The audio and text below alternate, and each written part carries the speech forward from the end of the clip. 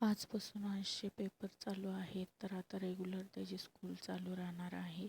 तर आज तारीख 6 तारीख आहे आणि त्याचे पेपर 16 तारखेपर्यंत आहेत. आता कसं करतोय काय माहिती. मग मी इथं अंशला सकाळी उठवलं. उठला एकदम कंटाळा आला त्याला, पण तरी पण लगेच उठला तो आणि नंतर कशी मस्ती करत बसला होता. आणि आज मी त्याला डब्याला मटकी चपातीच दिली होती. पण आता कसं लिहितोय काय माहिती पेपर.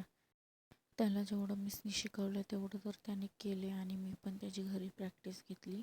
पण फक्त त्याला स्मॉल ABCD अजून शिकवलेलं नाही आहे मिसनी, पण ते पण दिले त्याला एक्झामला. आता कसं करण नाही माहिती, पण मी त्याची घरी घेतलेली आहे प्रॅक्टिस.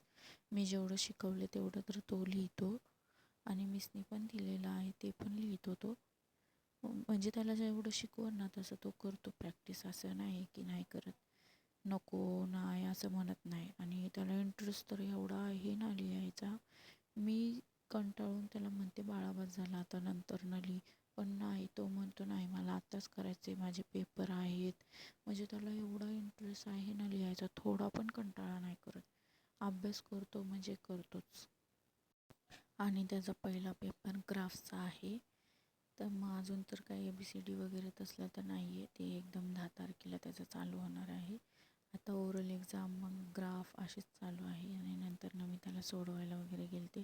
तर विचार करतच चालला होता, खूप जास्त टेन्शन आलं होतं त्याला आता कसं जाईन पेपर वगैरे. पण केलं त्याने चांगलं. आणि आज स्कूलमध्ये त्याच्याकडून चुकीने पेपर फाटला वाटतं. तर घरी आल्यावरती सांगत होता माझ्याकडून पेपर फाटला. आणि मिसला त्याने घाबरून सांगितलंच नाही, एकदम पेपर झाल्यावरती सांगितलं की माझा पेपर फाटला म्हणून. आणि नंतर मी त्याला घ्यायला वगैरे गेलते, तर त्याची मग कशी मस्ती चालली. असं होतं त्याचं स्कूलचं 37 day. Thank you so much for watching.